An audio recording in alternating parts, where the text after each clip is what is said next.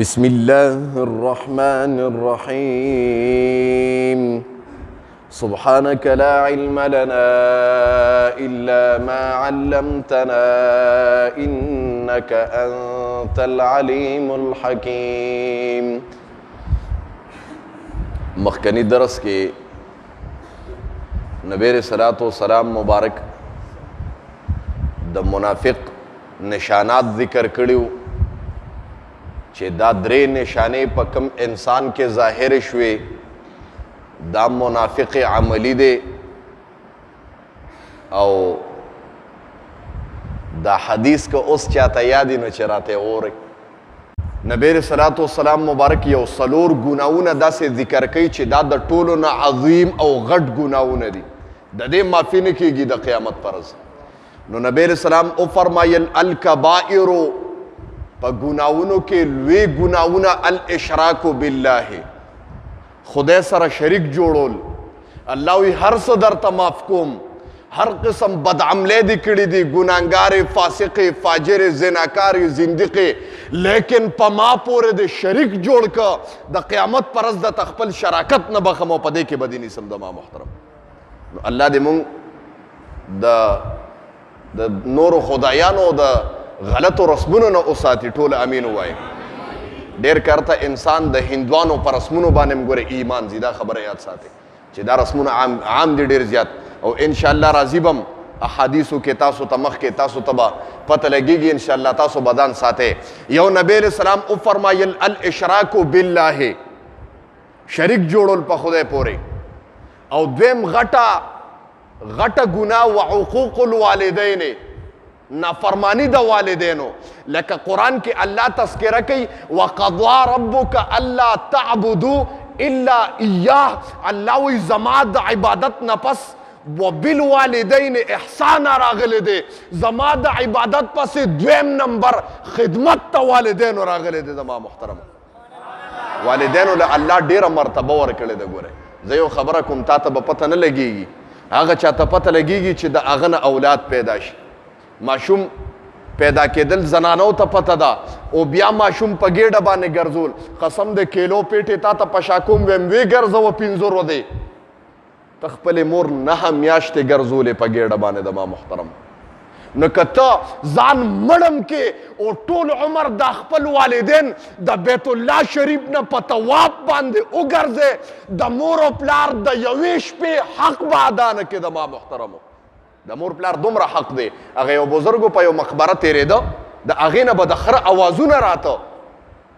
دا بزرګ چې ورغې وایي چې دا مقبره کې دا خر چا تړلی دی چې اوازونه کوي. نو چې ورغې ټوله مقبره کې خر نو، یو قبر ته یې غوږ کېښوده، د هغې نه د خر رمباړې راتلې. و د معلوماتو که چې د قبر نه د خره اوازونه ولې راځي، تپوس یې کوي د ده دغلته یو والده ده، د هغې نه تپوس وکړه دا د هغې زوی دی. دی چې راغې یو ابۍ و جونګړه کې ناسته وه، ورته وایي ابۍ ستا د دې زوی د قبر نه د خره اوازونه راځي، دا ولې؟ هغه ورته بچیه زما زوی ډېر نیک سړی و، خو لیکن کله به چې ما ته په غوسه شو نو ما ته به په غوسه کې دا وي مه د خرو غوندې لګیا کېږه، د خرو غوندې چغې مه وه. نو د هغې په عذاب کې د ده د قبر نه د خره اوازونه دي. د ما محترم الله دې موږ د والدینو د نافرمانۍ نه اوساتي، قسم دی. نو نبی اسلام او فرمایل چې دویمه عظیمه ګناه وعقوق الوالدین، دا د والدینو نافرمانی ده. او دریم نبی اسلام او فرمایل وقتل النفس، یو نفس قتل کول. اوس دې متعلق لږه تفصیلي خبره کومه چې قتل څنګه شروع شو، د قتل ابتدا څنګه وشوه. تا به اورېدلي چې قابیل لا پاسېد او حابیل یې قتل که بس خبره ختمه، قیصه ختمه. نه اوس وی آدم علیہ السلام الله چې دنیا ته راولېږه، نو زه اکثر سیرت ویم د انبیاو خو د جرنه تفصیلي بحث دی بربنډو جی. نو چې دنیا ته راکوز شو نو آدم علیہ السلام په جړا شو. نو پرښتې ورته وویل ته ولې جاړې؟ وایي قسم دی په جنت کې خو دا ګرمي او یخني نه وه، وایي ګرمي مې کېږي، دا تپ نشم برداشت کولی. هغه ورته د جهنم تپ ته نه دی سکلی. د ما محترم الله دې موږ د جهنم د تپ او د اور نه وساتي، ټول امین وایي. وایي آدم علیہ السلام زندگی تیروله، خزم تیروکه شوې د ښځه د سره راکوده شوې وه د اسمان نه. نو د عرفات په میدان کې د دو د ښځې ملاقات وشو. اوس عرفات ته عرفات ولې وایي د دې معنی د فقیر نه زده که. تا به اورېدلي چې دا عرفات دی او دا منا ده او دا مسجد خیف دی او دا مسجد مشعر حرام دی او د هر یو شی به تا ته د جړ او لغوي معنی کوم. عرفات د معرفت نه دی. دې ته عرفات ځکه وایي په معنی د پهچان سره راځي. دې ته عرفات ځکه وایي چې آدم علیه السلام او حوا علیه السلام پکې یو بل پیژندلي و، ځکه ورته عرفات. او دا عرفات به د قیامت پر زمونږ دپاره محشري ده. ما محترم وایي عرفات کې یو بل سره ملو شو، الله اولاد ورکه، خو هغه زمانه کې د اولاد سلسله لږه بدله وه. داسې به وه چې د یو په یو کال به دوه ماشومان پیدا کېدل د یو رحم نه. نو یو به نر و یو به ښځه وه، مانه هلک او جینۍ به پیدا کېدل. نو په یو کال باندې قابیل پیدا شو، ورسره خور پیدا شوه جوړه توامین چې وي. په بل کال حابیل پیدا شو، خور ورسره پیدا شوه. نو هغه زمانه کې دا دغه وه رواج و چې په مخ ته ځمکه صرف آدم علیه السلام، حوا علیه السلام او قابیل خور او حابیل خورې وه. په دغه یو څو کسانو نو نکاح به چا سره کوله. نو الله نظام داسې جوړ کړی ګوره ورته چې د کم رحم نه به دوه ماشومان پیدا شو. قابیل سره چې به کومه خور په کم کال پیدا شوه نو د دې به خپلو کې نکاح ناجایزه وه، دا به نه کېده. او د حابیل سره چې به په بل کال کومه خور پیدا شوه نو د قابیل به دې جینۍ سره نکاح کېده او د حابیل به دې سره نکاح کېده، خپلو کې به نکاح نه کېده. هغه وخت کې دا رواج. نو د قابیل سره چې کومه خور پیدا شوې وه نو د سره خو د دې نکاح نه کېده، هغه ډېره زیاته ښکلې وه. او د حابیل سره چې کومه پیدا شوې وه نو هغه لږه ښکلې نه وه. نو قابیل وی چې زه به د خپلې خور سره چې زما سره جوړه پیدا شوې ده دې سره به نکاح کوم.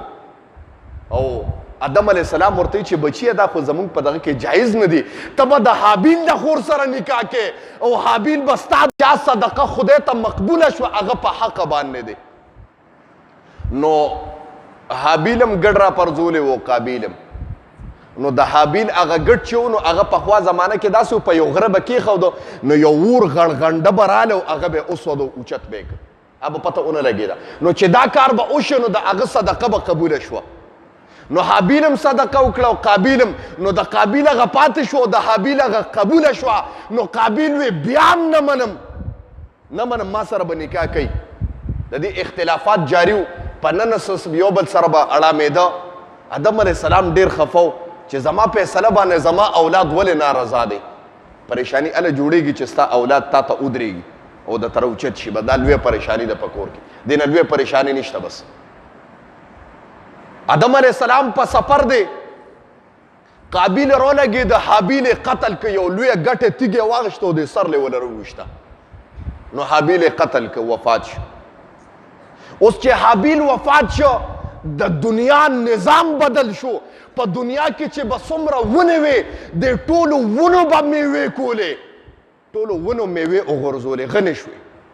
د سمندرونو رنگ بدل شو، سپوږمۍ تندر ونیوله، د اسمان رنگ بدل شو، په سمندرونو کې اوبه اوچې شوې، د دنیا نظام بدل شو. آدم علیه السلام حیران دی، خدایا د سمندر اوبه څنګه تورې شوې، سپوږمۍ رڼا پرېښوده او د ونو میوې وغورځولې، غنې ته جوړه شي. خدایا څه په مخ ته ځمکه باندې خو زما د اولاد نه او زما نه بل څه نشته، خدایا څه داسې عذاب راغلی دی. هغه قابیل لګېدلی خپل ورور یې قتل کړی و. جي دغه عذاب راغلی و. فرښته وله راله وایي ته خبر نه یې؟ وایي نه که نه. وایي ستا یو زوی را لګېدلی دی، بل زوی یې مړ کړ. آدم علیه السلام چې دا واورېده نو ګویا ډېر پریشانې او ډېر خفه شو، سترګو نه اوښکې بهیږي. خدایه زه پیغمبر یم، زما اولاد نن رولګېده او قتل ابتدا یې وکړه. اوس قبر څنګه پیدا شو؟ زمونږ قبر ابتدا څنګه وشوه؟ هر شی ابتدا درته ویم. د قابیل لګېدلی دی حابیل په اوږه باندې ګرځئ چې اوس مې رور مړ کړی دی، د مړ رور سره څه وکړم؟ بدن یې په اوږه کړی دی د مړ رور او ګرځئ یې په علاقه کې. څوک خو شته نه که نه، بس د دغه رور او خور نه ماسې وه. ظلم خو یې کړی دی. وایي یو کارغه راغی، بل کارغه مړ شوی، نو یو کارغه راغی په مخوکه باندې کنده ویسته، نو دا بل کارغه یې پکې مړ ور دفن که. د وی ښه بس دا د قبر طریقه الله اوښوله. بس د کنده ویسته او د خپل ورور یې ورته ورغورځو. د قبر ابتدا د دې ځای نه وشوه د ما محترم، او د قتل ابتدا د دې ځای نه وشوه. نو نبی علیہ السلام مبارک وفرمایل الدال علی خیر کفاعله، د یو شی ابتدا د څنګه وکړه نو که د نیکۍ ابتدا د کړې ده ته قیامت د سبا پورې هغې کې چې څوک نیکي کوي تا پسې به مسلسل نیکۍ در روانې دي، او د یو بدې ابتدا د وکړه د قیامت د سبا پورې ته مړې مې تر قیامته پورې تا پسې بدې روانې دي زما محترم. بس اوس تر قیامته پورې چې څومره قتلونه کېږي په قابیل پسې سلسله شروع شوه. بس د قتل او دغه ابتدا د انسانیت د وفات ابتدا د دنه وشوه تر قیامت د سبا پورې چې ناجایزه مړې کېږي د قابیل په کاته کې به لیکلې کېږي د ما محترمو. بس نو خبره مې دې پورې کوله چې نبی علیہ السلام وفرمایل وقتل النفس، نفس بې دغه ناجایزه قتل کول عظیمه ګناه ده نبی علیہ السلام مبارک فرمایي. او بل نبی علیہ السلام وفرمایل والیمین الغموس، او په دروغه باندې قسمونه خوړل، قسم خوړل زما د په خپل مال. غموس اصل کې عربي زبان کې غوپې ته وایي، دې خبرې ته توجه شي. نو یمین الغموس غوپې والا قسم، نو کم کس چې په دروغه قسم خوري محدثین حضرات فرمای الله به د یو قسم په مقابله کې جهنم کې غوپه ورکوي د ما محترم. الله دې موږ د جهنم د غوپې نه وساتي. ډېره سخته غوپه ده. او مزه اکثر وایم ته د دنیاوي اور ته د ټینګ نه، ته دنیاوي ګرمۍ ته د ټینګ نه، خولې در باندې رابهیږي بیا د ټینګ نه. زه وایم قسم دې اور ته به څه ټینګ شي او د قیامت پرز د جهنم اور ته به څه ټینګ شي. نو که د دې نه بچو غواړې چې د قیامت پرز زما پاکي بیان شي او زما نبی علیہ الصلوۃ والسلام مبارک د ما تحته معنی د سوري د لاندې راشم د هغې د سنتو اتباع وکړه، حدیثو ته کښېنه، خپل بچي احادیثو ته کښېنوه. دا به ستا دپاره د شفاعت سبب ګرځي او د جنت ته دننه کېدو سبب به یې د ما محترمو. حدیث ته غوږ کښېږدئ. الکبائر لوی ګناهونه، الاشراک بالله شریک جوړل خدای دپاره، وعقوق الوالدین او نافرمانی د والدینو، وقتل النفس او نفس قتل کول، والیمین الغموس او قسم خوړل په دروغه باندې. الکبائر لوی ګناهونه، الاشراک شریک جوړول دی، بالله په الله پورې، وعقوق الوالدین او نافرمانی د والدینو، وقتل النفس او انسان قتل کول، والیمین الغموس او قسم خوړل په دروغه باندې. واخر دعوانا الحمد لله رب العالمین.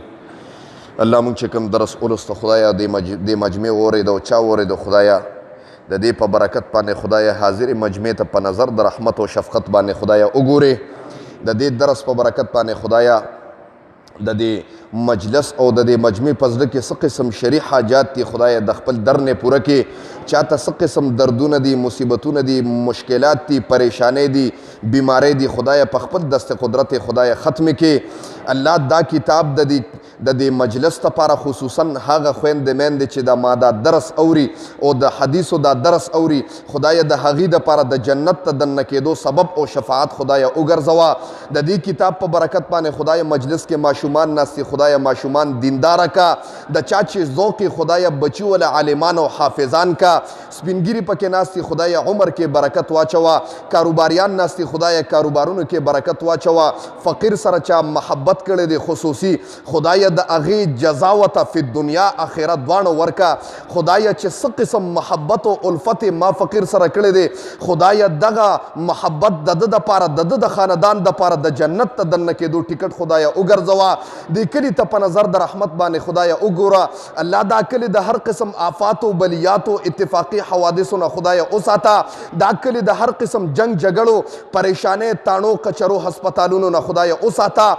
د دې کلي په مابین کې خدایا اتفاق اتفاق او اتحاد نصیب کا د دې خلکو چې څه نفرتونه بغضونه دي خدایا په الفت او محبت باندې بدل کا خدایا په وخت ځنکدنم دا کلمه په جبه راولي چې لا اله الا الله محمد رسول الله صلی الله علیه وسلم